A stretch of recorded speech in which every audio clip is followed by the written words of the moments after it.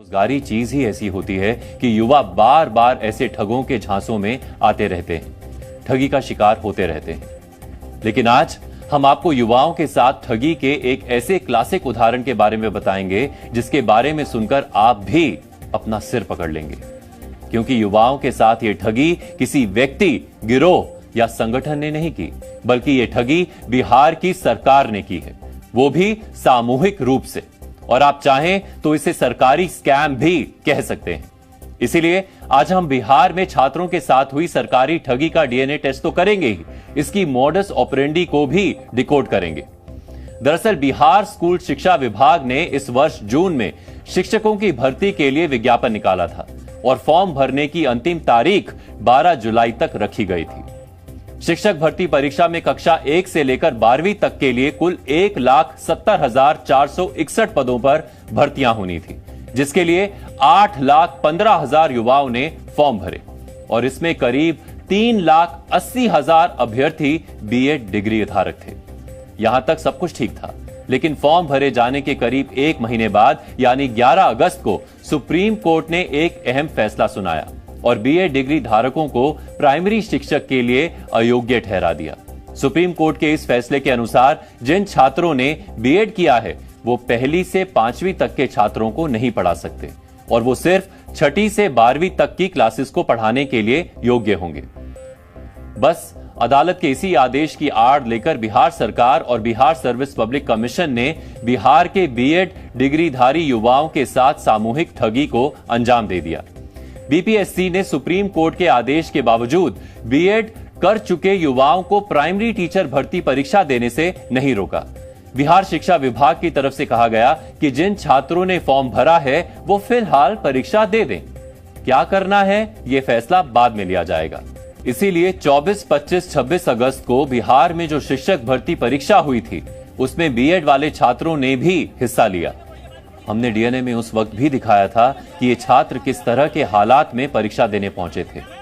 कोई घुटनों तक पानी में डूबकर परीक्षा केंद्र पहुंचा था, तो किसी ने परीक्षा देने के लिए फुटपाथ पर रात काटी थी। रेलवे स्टेशन ही नहीं, बस अड्डों और आसपास के मंदिरों तक में छात्रों की भीड़ नजर आई थी। छात्रों ने ये सब मुश्किलें इसलिए सही थी ताकि वो सरकारी शिक्षक की नौकरी हासिल कर सके।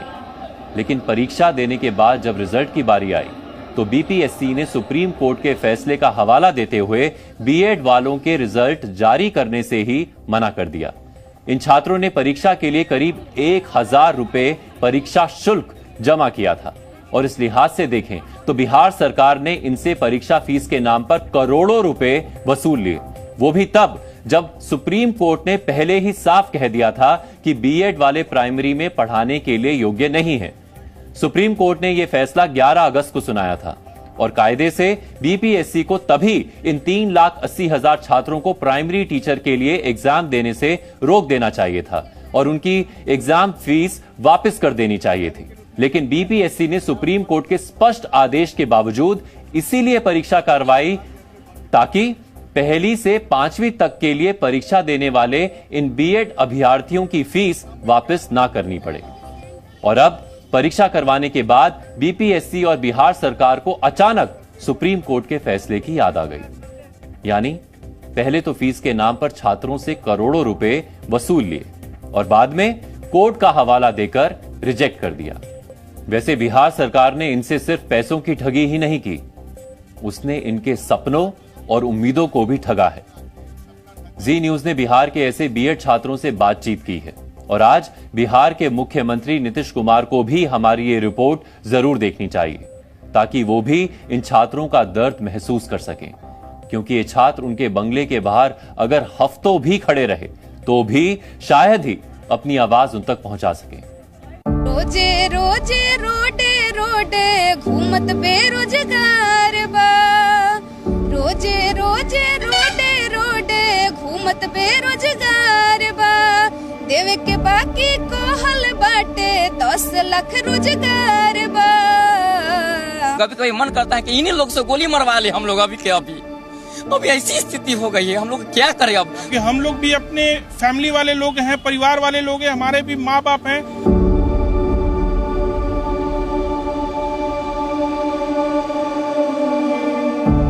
गरीब आदमी है सर, ये कैसे कैसे दिक्कत से कर्ज लेके सर बीएड किए हैं और इतना मुश्किल से घर में पूरा कर्ज है, फिर भी सोचे कि पढ़ाई कर रहे हैं, अच्छा जॉब लग जाएगा, कर्ज सधा लेंगे। लग रहा है हम लोग यहाँ बिहार के है ये नहीं है, लग रहा है अफ्रीका से आ गए हैं, जैसे इन लोग मतलब उठा उठा फेंक दे रहे हैं।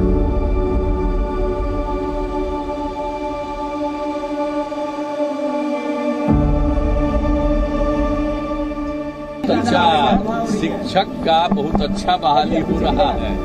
देख लीजिए, हम तो 15 तारीख को भी कुछ घोषणा किए है ना, तो हम तो सब न करेंगे, सबके हित में न काम करेंगे जी।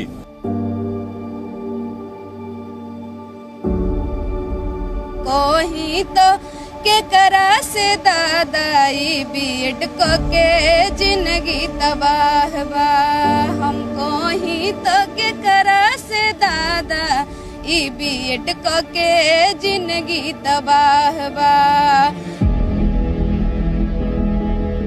एक गुजारिश है, हो सके तो इस गीत में आप इंटरटेनमेंट नहीं इमोशंस देखिएगा, क्योंकि गाना गाने वाली निधि सोशल मीडिया स्टार नहीं, बिहार की बीएड धारी बेरोजगार है।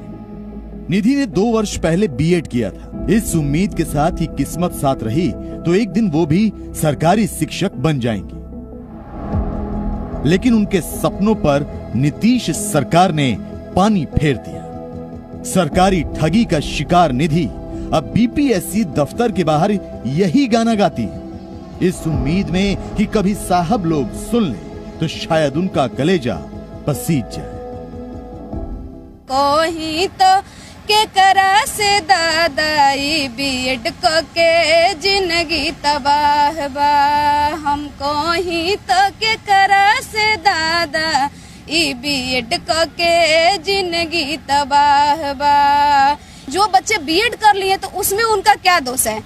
बेरोजगारी इस कदर है कि अगर बच्चा पढ़ भी लेता है तब भी आप फॉर्म डालेगा, और एक 1500 एक बच्चे के लिए मायने रखता है, एक फॉर्म भरने वालों के लिए उसका फीस था सर, और हम लोगों ने पेपर भी दिया, उसमें मार्क्स भी अच्छे हैं और हम लोग वहां से बाहर आ गए। लेकिन मासूम निधि नहीं जानती कि अंदर बैठे लोगों की चमड़ी इतनी मोटी है कि ऐसे गीत, आंसुओं या फिर आहों का उन पर कोई असर नहीं होता। वैशाली के सौरभ कुमार निधि की तरह गाकर दर्द बयां नहीं कर सकते, तो वो काम उनकी आंखों ने कर दिया। सवाल पूछा तो दर्द, झल्लाहट और गुस्सा, बेबसी सब एक साथ आंसुओं की शक्ल में कैमरे तक पहुंच गए। हमारा जो सेंटर मिला था शिवहर में, वो प्रोजेक्ट बालिका वार्ड नंबर 15 मिला, जिसमें हम लोग इतना पानी था, करीब कमर भर पानी था, उसको हाफ पैंट पहन करके हम लोग उस कमर पानी को पास करके गए और आगे जाकर हम लोग एग्जाम देने गए। आज बताइए हम लोग को क्या दशा हो गया, मन करता है कि जान दे दे, कभी कभी मन करता है कि इन्हीं लोग से गोली मरवा ले हम लोग अभी के अभी ऐसी स्थिति हो गई है, हम लोग क्या करें अब। कभी कभी अभी कहे इनको या तो आप हमको मार दीजिए, ना तो नीतीश कुमार से कई ऑर्डर लेवा करके हम लिख देते हैं सादा कागज, आप हमको मार दीजिए। अभी हमारे मेरे पास है इधर सादा कागज, हम लिख देते हैं, मार दे हम लोग कई लोग, हम लोग ये चाहते हैं। और कोई उपाय नहीं दिख रहा है हमको, और सब जगह जाते हैं, अगर वहाँ पर बोर्ड ऑफिस में गए हैं तो हमको एक लाइन वहाँ पर सचिव जी बोल दिए हैं, हम आपको एहसान कर रहे हैं, थोड़ा सा मिल करके 10 सेकंड मिल करके एहसान कर देते हैं। इस लिस्ट में निधि या सौरभ अकेले नहीं है। बिहार सरकार और बीपीएससी ने उनके जैसे 3,80,000 छात्रों के साथ सामूहिक ठगी की है। आप चाहें तो इसे सिस्टम की संगठित धोखाधड़ी कह सकते हैं। अब इससे बड़ी धोखा क्या हो सकती है? हम इतना दिन तक जो 18 के गजट के अनुसार ही हम लोगों ने अपनी पढ़ाई जारी किया। जब हम लोग पढ़ाई जारी किया तो 11 तक जो है जजमेंट ये जो आया हुआ है, इससे पहले हमारे साथ इंसाफ होना चाहिए। आप तो हम लोग कहीं कभी नहीं छोड़े। हमारे साथ बीएड के वो बच्चे हैं जिन बच्चों ने 24, 25 और 26 अगस्त को पटना में परीक्षा दिया था, पूरे बिहार में एग्जाम दिया था, जिनकी संख्या लगभग 8 लाख थी। लेकिन ये वो बच्चे हैं जो 1 to 5 में अप्लीकेबल थे, जिन्होंने अप्लाई किया था और इनके परीक्षा ली गई थी। ये सारे बीएड पास बच्चे हैं। लेकिन जब 11 अगस्त को सुप्रीम कोर्ट ने यह डिसीजन दे दिया कि बीएड के बच्चे 1 to 5 क्लास के लिए कहीं से भी अप्लीकेबल नहीं है, उनकी पात्रता बाध्य नहीं होगी, उसके बावजूद बीपीएससी ने इन सब से एग्जाम लिया और इनसे 1000 के आसपास शुल्क लिए परीक्षा के। लेकिन इनको रोका नहीं सुप्रीम कोर्ट के आदेश के बाद, और बावजूद ये बच्चे जितने हैं यहाँ पर आप मेरे साथ देख सकते हैं, ये सारे लड़के रेलवे स्टेशन पर सो करके, पार्कों में रह करके, बस स्टैंड पर रह करके इन्होंने परीक्षाएं दी और बीपीएससी के धोखाधड़ी के शिकार हो गए। इन छात्रों को किसी संगठन, संस्थान या किसी व्यक्ति ने धोखा दिया होता तो शायद ये सरकार से इंसाफ की गुहार लगाता, लेकिन जब सरकार ही ठगी पर उतर आए तो ये किससे गुहार लगाए? कुछ बचा ही नहीं है। अब हम लोग तो 1 to 5 से भी बाहर निकल गए, उसके बाद बचा STET, उससे भी हम लोग को बाहर कर दिया गया, बिना युद्ध लड़े पहले ही भगा दिया गया। अब क्या बचा हम लोग पास? कुछ तो बचा नहीं है। पटना के नागेंद्र कुमार ने 2 लाख रुपए खर्च कर बीएड किया था। इस भर्ती से नागेंद्र कुमार की नहीं, उनके घर वालों की उम्मीदें भी जुड़ी थी, लेकिन सरकार की धोखाधड़ी ने उनके सपने ही नहीं, दिल और हौसला भी तोड़ दिया। क्योंकि जीवन बर्बाद हुआ, अंधेरा ही अंधेरा है। मेरे जीवन में कोई लाइट ही नहीं है। माँ बाप के सपने चूर हो गए हैं। कर्जा महाजन लेके उन्होंने बीएड करवाया, 2 लाख करवाया, सपना देखे थे कि 1 से 5 का भी टीचर बनेगा, उसमें भी बाहर हो गए। राज्य सरकार कोई मदद नहीं कर रही है। अब स्टेट में हम लोग का करेक्शन हुआ है और कोई न बोर्ड सुन रही है, न यहाँ की सरकार सुन रही है, तो हम लोग की जिंदगी के साथ खिलवाड़ है बिल्कुल। बीपीएससी ने टीचर्स की भर्ती के लिए 24, 25 और 26 अगस्त को परीक्षा आयोजित की थी। ये परीक्षाएं पहली से लेकर 12वीं कक्षा तक के शिक्षकों के लिए थी। 3,80,000 बीएड धारी परीक्षार्थी भी इन एग्जाम्स में शामिल हुए थे। सरकारी नौकरी की चाह में कोई घुटनों तक पानी में डूबकर परीक्षा केंद्र पहुंचा था, तो किसी ने फुटपाथ और रेलवे स्टेशनों में रात गुजारकर परीक्षा दी थी।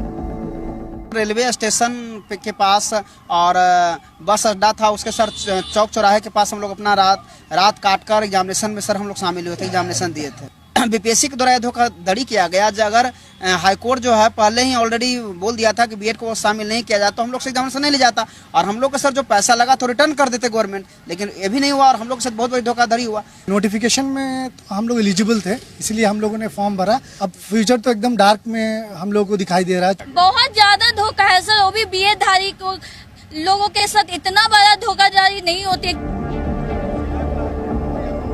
नौकरी मिल जाती तो ये तमाम तकलीफें शायद कबूल भी हो जाती, लेकिन ये तो तकलीफों की शुरुआत भर थी, क्योंकि बिहार सरकार और शिक्षा बोर्ड ने तो पहले से ही कुछ और तय कर रखा था। करेक्शन की बारी आई। हम लोग देखिए, जैसे फिजिक्स, केमिस्ट्री, मैथ है, मैं अपने आप साइंस भरा हूँ, ठीक है, और मेरा एडमिट कार्ड पर आ गया मैथ।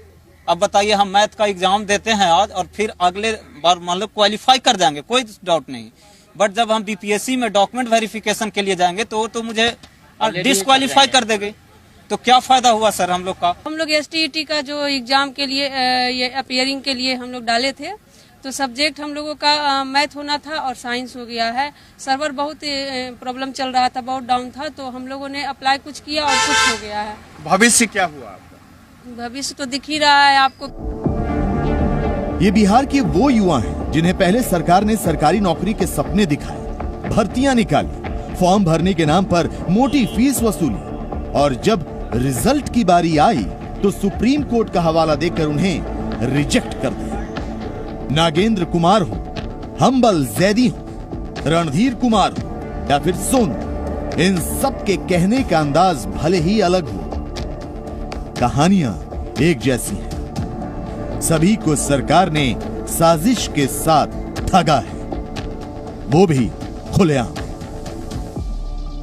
देखिए, ये सारे बच्चे हैं, इनका दर्द ये है कि इन्होंने परीक्षा दिया, फॉर्म के पैसे भरे और बावजूद इनको पहले सुप्रीम कोर्ट के आदेश के बाद एलिजिबल नहीं माना गया। इनको ये कहा गया कि आप उसके लिए उपयुक्त नहीं हैं, और उसके बाद जब ये STET एग्जाम दिए, इसलिए कि अब जो वैकेंसी आएगी उसमें ये 1 to 5 में अप्लीकेबल हो सके, इनको मान्यता मिल सके, लेकिन उस समय भी इनके सब्जेक्ट के साथ खिलवाड़ कर दिया गया। और ये सारे बच्चे अब दर दर के लिए भटक रहे हैं, सड़कों पे घूम रहे हैं, लोगों के आगे हाथ जोड़ रहे हैं कि इनकी शिकायत या इनके जो बात है वो कोई सुन ले, लेकिन कोई सुनने को तैयार नहीं। कैमरामैन शहनवाज के साथ प्रशांत झा, जी मीडिया, पटना। ये रिपोर्ट दिखाने का हमारा मकसद था कि आप भी इन छात्रों का दर्द महसूस कर सकें क्योंकि सिस्टम की चमड़ी तो इतनी मोटी हो चुकी है कि उस पर शायद ही ऐसी अपीलों का कोई असर होता हो। वैसे बिहार की एक सच्चाई और भी है। केंद्र सरकार की तरफ से संसद में दी गई जानकारी के अनुसार वर्ष 2020 से लेकर वर्ष 2022 तक के देश के लगभग सभी राज्यों में शिक्षकों की लाखों पोस्ट खाली रह गई थी, यानी इन पदों पर किसी की भर्ती ही नहीं हुई और बिहार इसमें सबसे ऊपर है।